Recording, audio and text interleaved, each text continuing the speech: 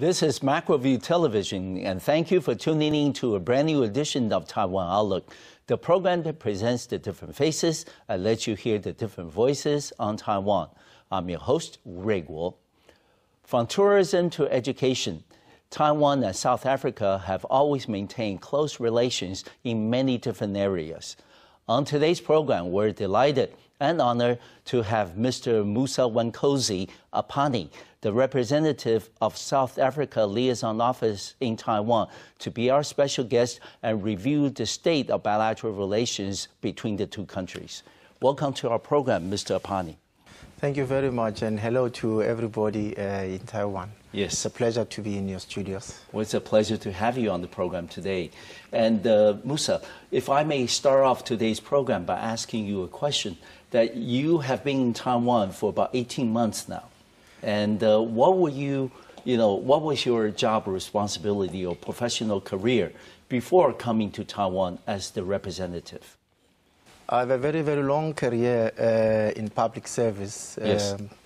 I started first as a researcher at Africa Institute. I was doing African affairs. Then I joined our Department of Health as a Deputy Director in the Office of Director General responsible for policy and planning.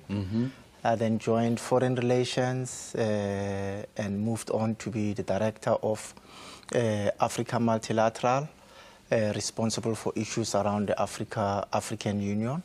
Then I became the Charge d'Affaires in Bulgaria. Oh, okay. After Bulgaria, I went to Addis Ababa as one of the members of our staff there responsible for peace and security.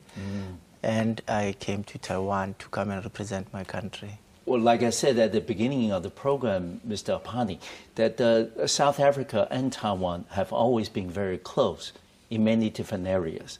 However, having said that, we also understand that not many people in Taiwan know the whole lot of knowledge about your beautiful country, South Africa. Can you then tell us a little bit about your beautiful country, including the geography, the people, and the culture, please? Let me start by saying the number of Taiwanese who are in South Africa, they far exceed 40,000. And That's terrific. We are delighted to have them in our country. If I talk about South African culture, I must also talk about Taiwanese who are South Africans now, Okay, who live in our country and enjoy the hospitality of South Africa. We are in the southern tip of the African continent. That's why we are called South Africa. Yes. We have a landmass which is third biggest in the African continent. We are one of the leading economies in the African continent with a very, very diversified economy, diversified people. And we thrive in saying to ourselves we are united in diversity. Exactly. And we understand that South Africa, like you said, is very diverse in its society, its economy, and also in history and culture. Did you think that the years when you spent under the colonial days, did that really have an impact on South Africa today, both in terms of the cultural and also in terms of society? Please. Colonialism had an impact on our country, especially the negative one in terms of the colonization and dispossession of our people. Yes. However, South Africa, as I said, we are united in diversity. We are a world in one. We have Taiwanese, we have Japanese, we have Russians, we have Germans, we have Zulus like myself. We have everybody in one. We are sort of the United States of Africa. And we really don't have something that we can call a South African culture, but we are a melting pot. We represent the world in one country, and whatever culture that you want outside of any other country, you'll find it in South Africa. If you look at the south of our country, especially in the Stellenbosch area where we make all of our wines, it's very easy to find Germans, you find French Huguenots, you find Netherlands, people who are coming from the Netherlands, our own Xhosa people living in that area, having a number of cultures which are different but complementary to one another. So we are a vast basket that displays what the world ought to be. Exactly. And there was a friend of mine who once made the analogy saying that if you look at the African continent as a bag, and if you put all the goodies, all the natural resources and minerals into the bag, all the resources would, sink down to the bottom. And that's where South Africa is. So South Africa is very rich, not only in terms of history, culture, and its people, but also in terms of its natural resources, and especially in the mineral deposits that your country has. Can you tell us a little bit about that part of your economy? We are major producers of gold, yes. of diamonds, of platinum, of manganese, of chrome, of whatever mineral yes. resources that you can think about. The aeroplanes that fly in the world, all of them have got the components of the engine strengthened by South African products. Without that products, aeroplanes won't fly. No. And this is something that you need to know. If you look at the efforts of the world to deal with the environment, especially when it comes to carbon emission, platinum plays a huge role. And South Africa has platinum converters to make sure that they capture a lot of the carbon, and it's platinum deposits that you find in South Africa and complemented by those in our neighboring Republic of Zimbabwe. But we produce all sorts of minerals, and we are beneficiating them now for the benefit of our own people, and we invite the world to come and enjoy the pleasure yes. of working in South Africa, especially Taiwanese people whom we know that are extremely resourceful and who have been in the past, one of our major investors. But come '94, things changed, and then most Taiwanese whom we knew were doing a lot of business in South Africa simply disappeared. But I'm happy to say that the trend is turning the other way around, and good. Taiwanese are coming back, and I'm helping a lot of Taiwanese business people to go to South Africa and enjoy yes. Working there and helping us produce and beneficiate some of the minerals that we have in our country. Good. And I know many Taiwanese friends who have made a living in your beautiful country, and they have done well, and their kids, their children going to the local schools, they certainly enjoy the lifestyle in South Africa. So I think the bilateral foundation between our two countries has certainly been very solid, and the relations will continue to flourish. And Mr. Aphane, at the beginning of the program, we'll also talk about the importance of tourism, which is a big business, in your country. And can you then tell us a little bit about the tourism development in South Africa? And if I were, Taiwanese tourists want to go to South Africa for the first time, what would be some of the places that you would recommend to visit? We have one of the most developed tourist industries in the world. We boast what we call the garden route. Yes. It's the road that is along our coastal areas. It attracts a lot of people, especially people coming from the North Europe, Asia, and the Americas. They come and see that area of the world, which is extremely unique. And we also boast some of marine world, which we call Ushaga. Ushaga, you can call it shark, or you can call it about the name of our previous king, the late King Shaga of the Zulu nation. Shaga Marine World, it's extremely beautiful. It's a place where you go underneath the sea and see some of the sceneries that you see inside the sea. Besides that, we've got game reserves. One of our biggest game reserves, yes. It's called the Kruger National Park. The park itself is bigger than Taiwan as a country. Already. It's the park that attracts a lot of people. We imagine. It's nature at its best. It's unspoiled. There are no buildings inside. You just go in there and see all the animals that you can see in the world. And our tourism industry is centered around the vast tourist areas which form game parks, but also in our mines, there are mines which are now disused. Okay. And in those mines, we've got sort of theme parks. Good. To showcase the kind of mining that we did in South Africa. You can go to Kimberley. It's a place known as the Big Hole. Good. That's where the first diamond mines, and it's got water. It's a tourist area. In the west of our country, you'll be shocked. We have a desert. It's a Namib desert.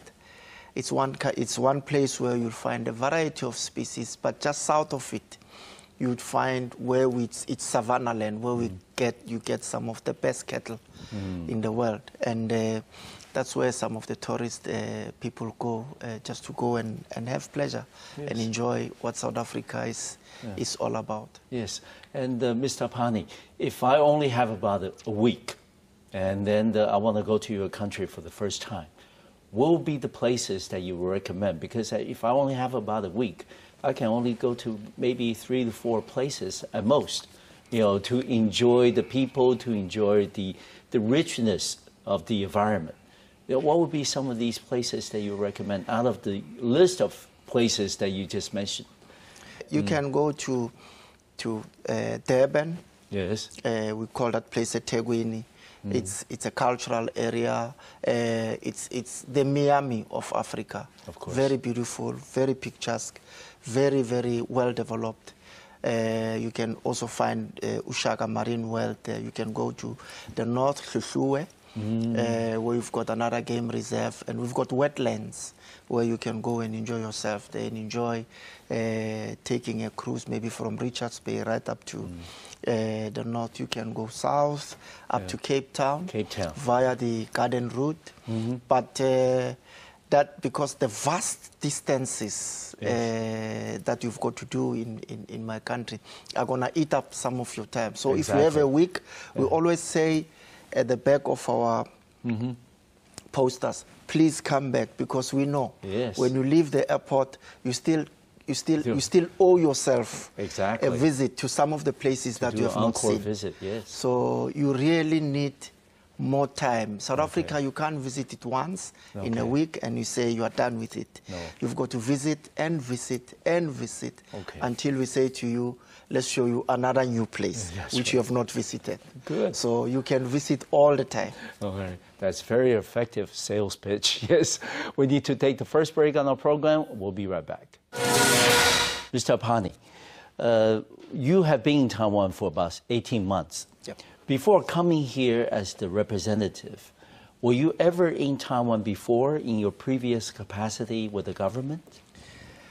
I have to be honest with you, it's my first time in Asia. Oh, really? Okay. The countries that I know very well, it's the African continent.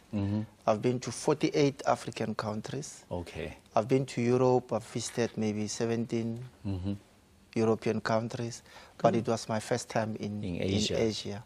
And I came right at the tail end of Typhoon Uto. Oh, okay. And when people talk of a typhoon, I thought of I'm going to find buildings standing on their side.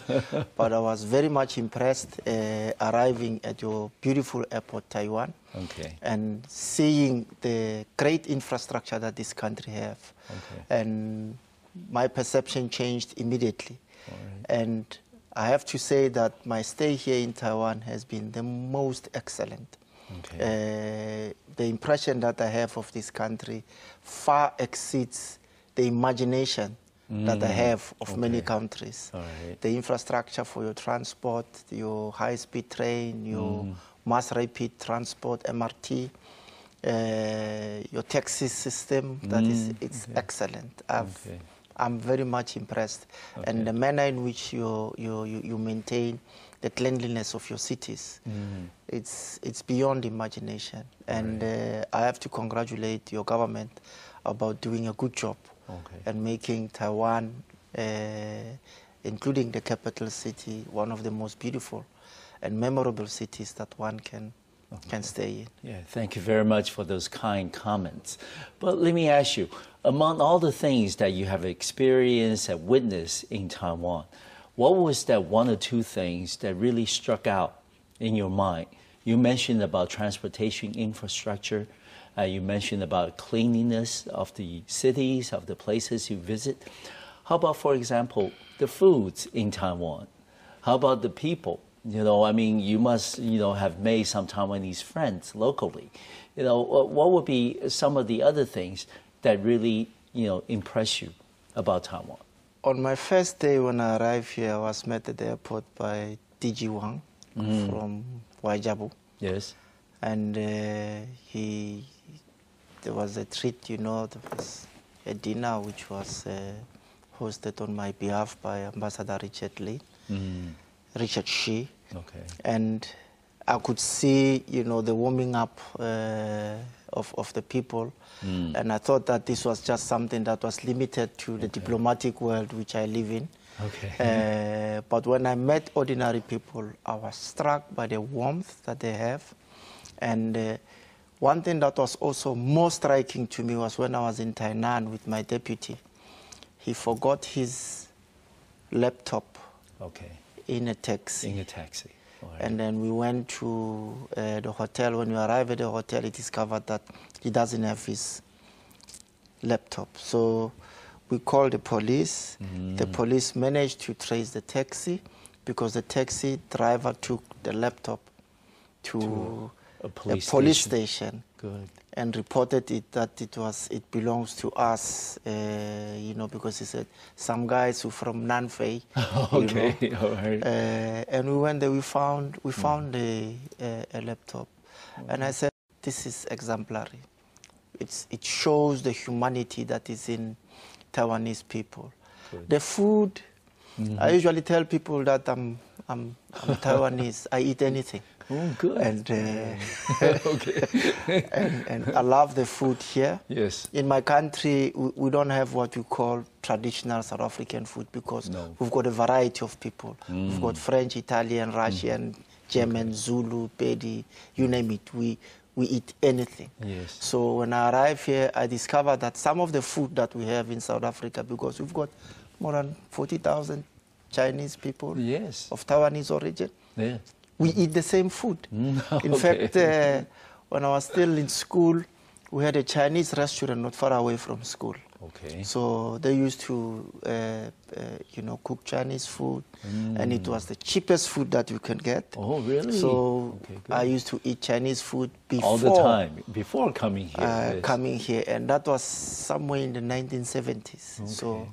Yeah, so you're very much accustomed to it. I'm very much accustomed to Chinese food, and really, I love it. Enjoy it very much. It's enjoyable. Yes. But let me ask you that, you know, Mr. Aphane, that you've been in Taiwan 18 months now. Yep. If people want to come up to you and say, you know, Representative Aphane, I'm thinking about, you know, going to South Africa for business, for investments and things, how would you then introduce South Africa to these prospective business investors from Taiwan? What would be some of the things that you think that South Africa and Taiwan can learn from each other and can also work together? Please. One of the things that we have in our country, especially within the sphere of business, is you are free to do whatever you want with your money. One, we don't nationalize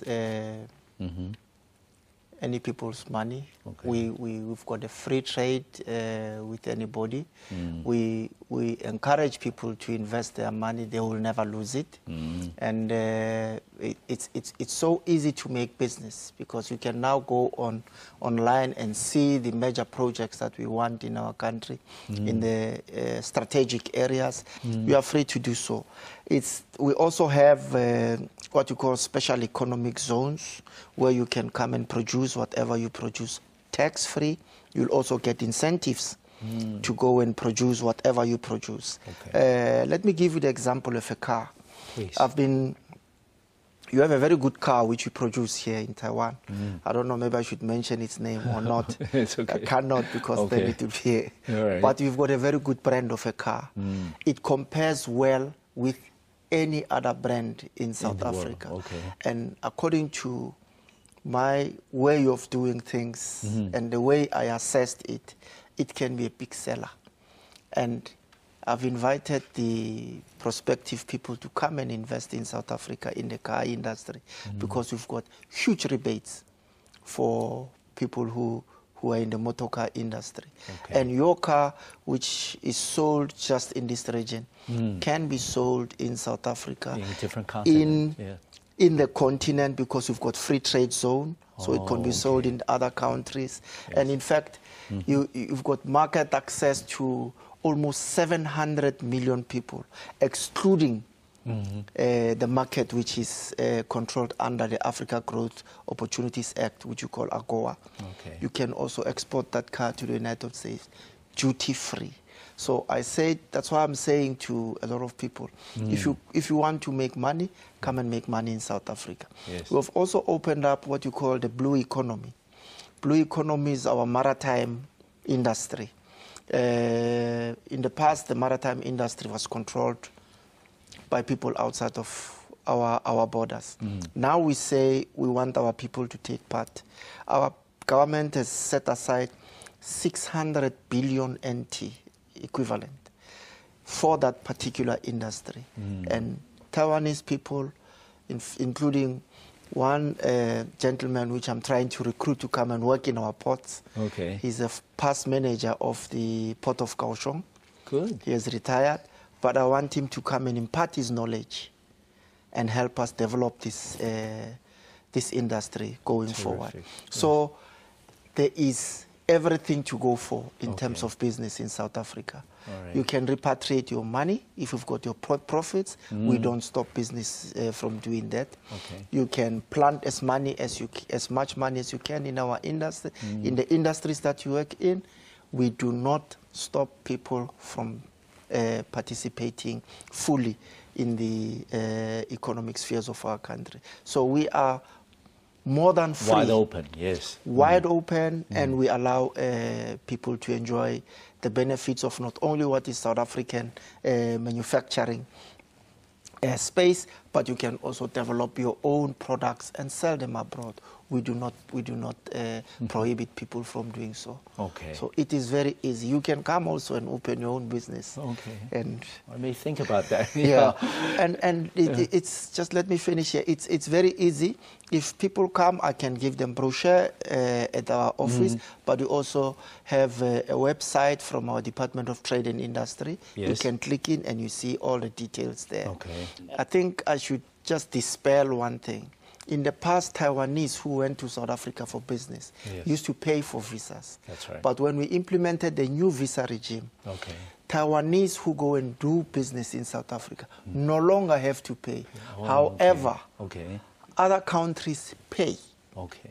So for Taiwanese, it's easy. Yeah. There's no money that you need to pay. As long as the information that you put on the paper that we say you should fill in should be truthful. Okay. If it's truthful, I give you a visa the following day, and business can take over. Okay. And in addition to all the services that you mentioned, any other functions or services that your office, the Liaison Office of South Africa, really offer to Taiwanese travelers and investors? Any other things, for example, any activities or events that you have planned for this year, for example? We usually do events, around the promotion of our industrial sectors. Okay. We promote tourism. Yes. We also promote the issues of justice. Yes. I've been one of your universities here to give a lecture on issues of justice. And I know that Taiwan is crafting a new human rights issue. Yeah, these are things. Yeah, these are things that we always share with our Taiwanese colleagues. And we need to take a break on the program, Mr. Aphane, and when we come back, we will continue to talk about a very important event that's being planned by the Liaison Office of South Africa this year in Taiwan. I'll see you in just a few minutes. Mr. Aphane, we were talking about the different activities and events that your office has planned. We also understand that this May 25th, which is the African Liberation Day, is a very important occasion. Can you then tell us about the significance behind this day and how do usually people celebrate this important occasion? Please. I need to emphasize one thing about the 25th of May. This day is derived from the date on which African leaders from what we call the Monrovia and the Casablanca group came together in Addis Ababa and formed the Organization of African Unity. Terrific. That was in 1963. The major players there was Haile Selassie, Julius Nyerere, President of Tanzania. It was the presidents of Liberia, the presidents of Egypt. They met and formed the African Organization of African Unity. The significance of this day is that it imparted to the world that the liberation of Africa is now a done deal. Okay, complete. Yes. Not yet complete, but it is something that it's still coming. Okay. People have got to recognize that African countries have got to be free. And yes, it gave more impetus towards the freeing of the African country from colonialism. You know how colonialism had its toll on our people. It distorted a lot of things. So the significance of this day is to reverse the kind of mentality that other countries had around the African continent, and it also imparts to the world outside that they must learn about what Africa is all about, what Africa stands for, and what is it Africa can contribute towards the free world. Okay. And for us as South Africa, I mean, as let me say the African continent, we celebrate this day in various ways. In our country, there will be the singing of the African Union anthem. And on that particular occasion, in other countries, it's a day on which it's revered and then seen as a public holiday. And at the AU, where I used to work, African Union in Addis Ababa, this is a day on which we sit together as the African Union and, you know, impart a kind of message to the outside world that Africa is there for the African people, and it's Africa which is a responsible continent, and Africa which wants to contribute towards the free world. Okay, so this is a very important occasion. It is extremely important. Yes. It is extremely important. Yes. Another area, Mr. Aphane, that you know, South Africa and Taiwan are very close is in the area of education. Can you then tell us a little bit, based on your observation, what are the differences between the educational systems back home in South Africa and the system here in Taiwan?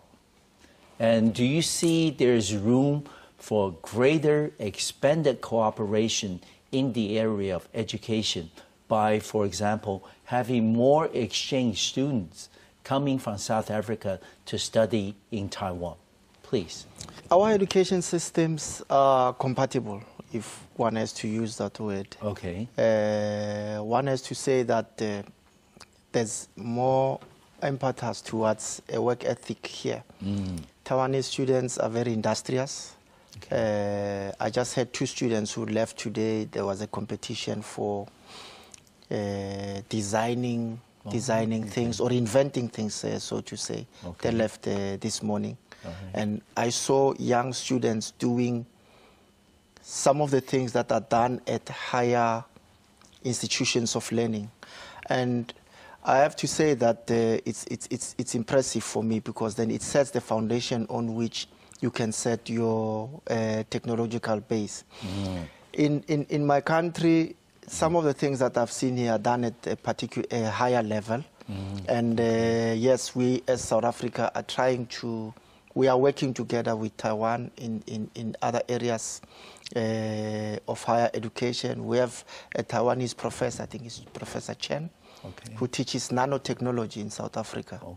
But we are also good in nanotechnology, because I think we are the first country that has made a satellite and launched it, and the satellite is this size, but the resolution is excellent. Wonderful. It's excellent. Right. And these are the areas where we say we can also share with Taiwan.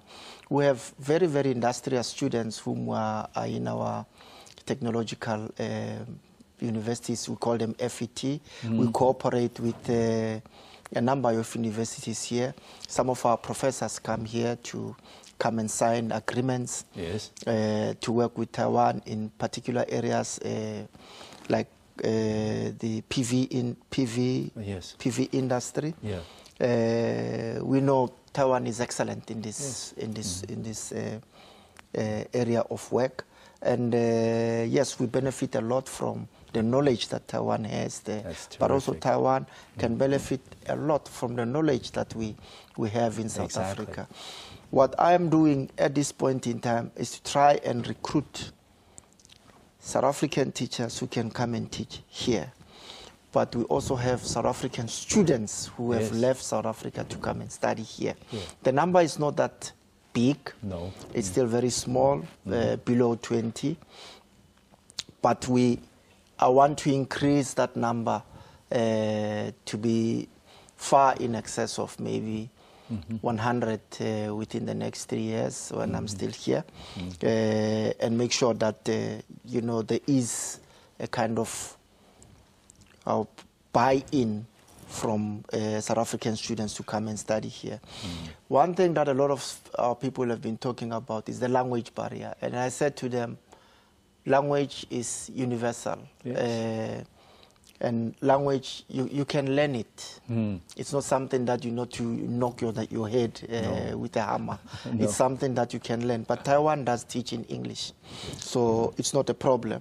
So the other area which I think Taiwan can help itself cooperating in South Africa is go and learn in our mining sector, to learn how we do how we melt, how we produce, how we beneficiate some of our own mineral resources. I know one of our big companies which was here in the diamond industry has helped set up an office here, and then they were doing diamond rings and whatever, but there are many more things that they can be learned. So we can share a lot of education along those lines.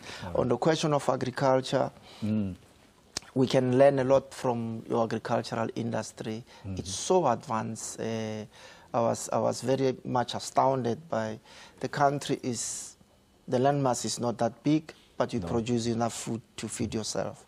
And in South Africa, because we are a country that doesn't have a lot of rain, doesn't have a lot of arable land, I've seen ways in which Taiwanese can be recruited to go and work in the other in the areas which are a bit arid, but can be turned around with the know-how that you have in agricultural education. Okay. Besides all the areas that you mentioned, Mr. Aphane, people also say that there are other areas that we can work together. For example, on healthcare and also on the environment. You know, South Africa is very well known for the protection of the environment, and this is also being a very high priority for our government here in Taiwan. So maybe these areas that you also see some potential for bilateral cooperation? Let me just say to you that we do cooperate in the areas of health. Okay, good. We've got South Africans who come here to come and study your national healthcare system. Good. It's one thing that also attracts me to this country. Yes. Your healthcare system is excellent. We are developing our own, and we are looking at what we call best practices. We have looked at many other healthcare systems, but the one that is Taiwanese, we are implementing it in the Eastern Cape. Okay. There are hospitals. I mean, there's an area which has been set aside to follow this healthcare system. Okay. And we had our technical advisors on health issues who were here last year to come and look at the way in which you do your healthcare system and implement it in that part of the world. Good. So it's something that is incremental. Ongoing, yes. Yeah, it's growing. It's not that big. Money is a bit of a problem because remember from 2008 up until now, the world economy has been on a downward slope. Yes, they say it's growing, but we haven't yet seen a lot of orders coming from our country going out. Okay. But I'm 100% sure that on healthcare issues we are doing something. Good. And I've seen a lot of health implements which we can use in South Africa for our market. I've already sent messages back home for them to look at the kind of equipment that we find here so that it can be used in South Africa. So the prospects are very bright in terms of bilateral. Very bright. Yes, very, very good. bright. We need to take the final break on the program. We'll be right back. Mr. Aphane, we were talking about the different areas that the two countries can work together. In addition to tourism, we talk about education. We talk about the different areas like agriculture. We also talk about other high-tech industries, and also people talk about conservation. The protection of the environment, which is high priority for your government. Can you tell us a little bit about that area and what are some of the things maybe Taiwan can learn from South Africa? In terms of protection of our environment, we embarked on a program since 1996 to make sure that our environment becomes hospitable for our people. Yes. I remember in the past we used to mothball some of the smoke-producing power stations. We mothballed the coal power stations, relying more and more on our nuclear power station in Cape Town, but also relying on what we call the SADC pool. Our neighbors were exporting electricity to us so that we can meet the demands of electricity. However, one has to say that there were a little bit of hiccups, so energy production in our country is a little bit of a challenge. Yet now, energy production is one huge industry, which I have to mention to you that is an area in which I see Taiwan, in fact, playing a huge role. Several companies have went to South Africa last December to join the bandwagon of producing power in South Africa. I know Taiwan, this region controls almost 83% of the world production of PV. And I'm of the impression that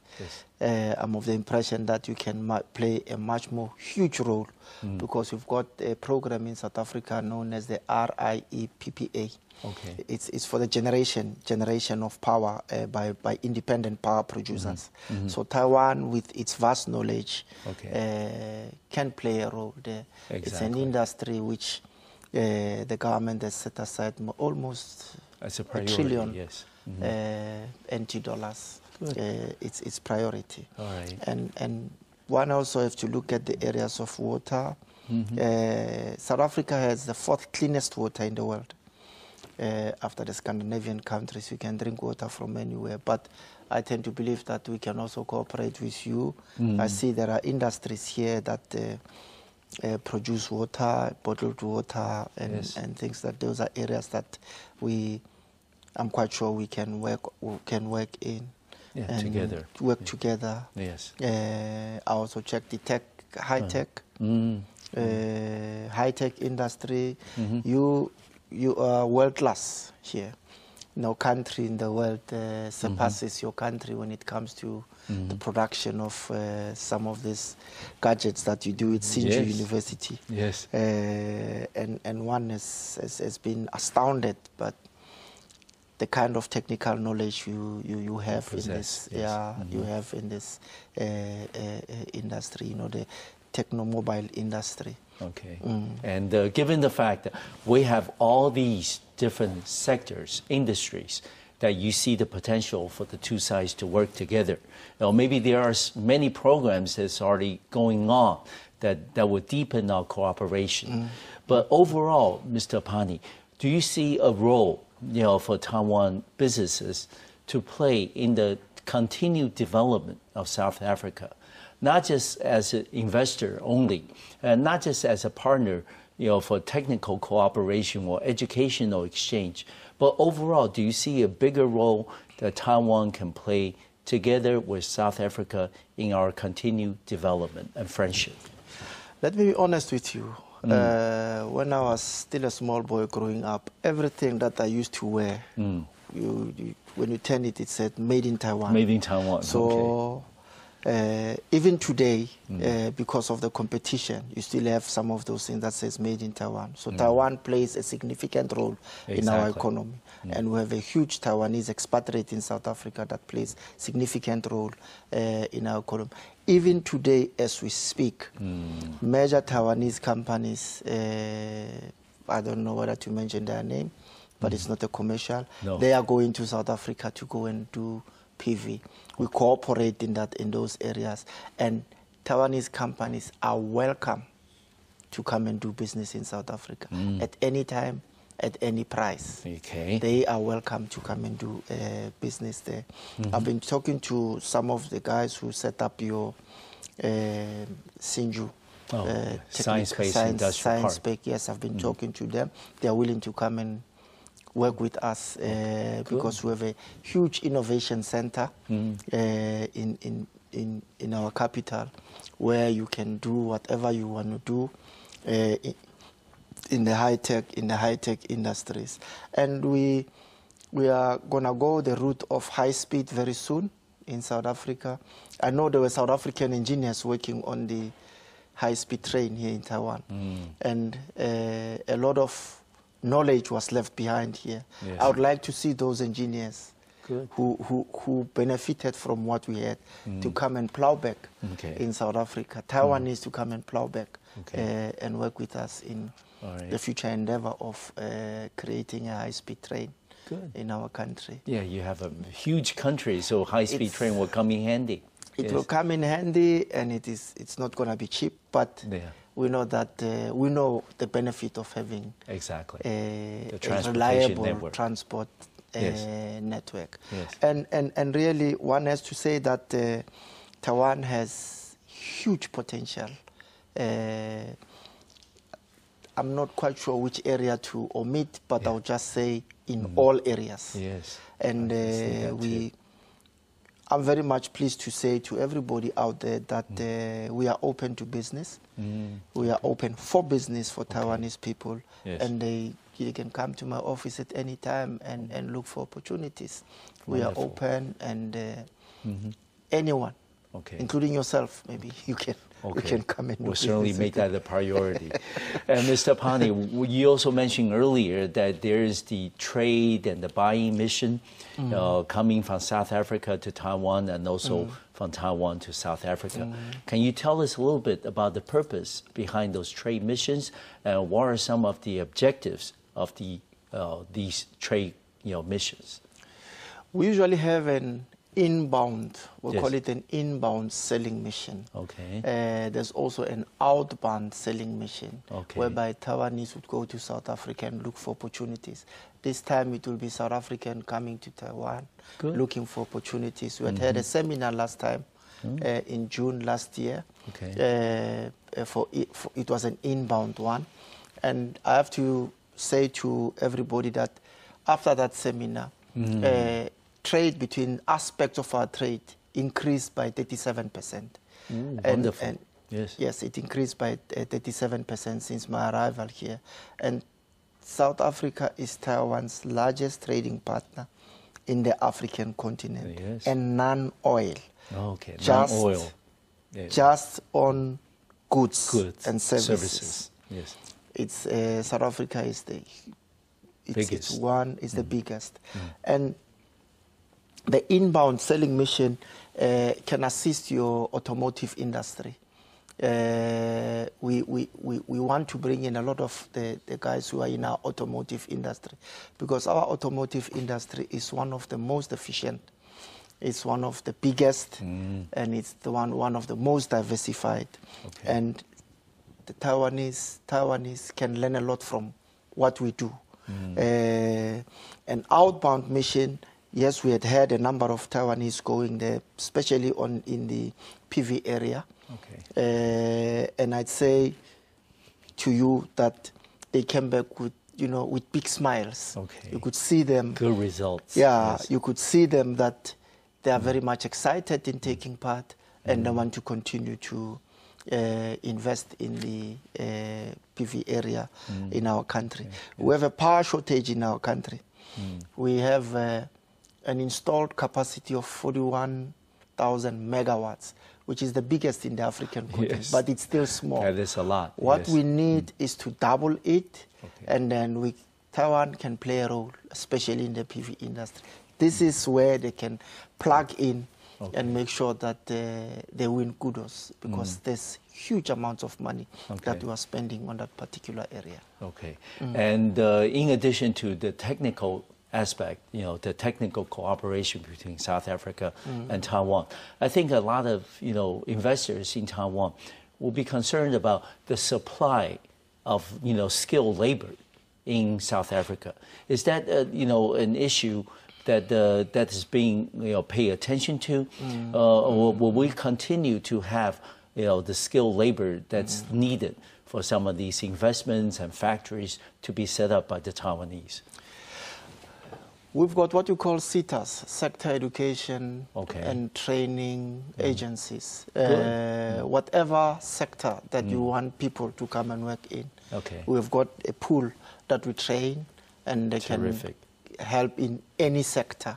So if it's educational, you can find a SETA that deals with education. If it's in the automotive, you can find a SETA that deals with automotive. If you're in PV, you can find a SETA that deals with PV. So it's not an issue. No. Good. Terrific. So, and also we are very much open to skilled labor. People who've got skills that are not there in South Africa, they are free. They are free to come and work in South Africa. As I've said to you, that we've got a professor who teaches nanotechnology in South Africa, and we benefit a lot from him. He's one of your brightest guys here.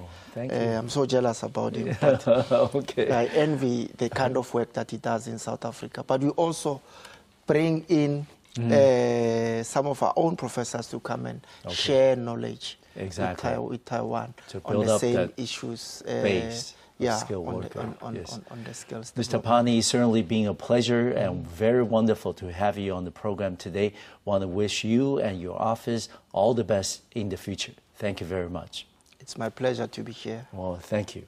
Thank you for watching our program today. I'll see you next time on Macroview Television. Thank you.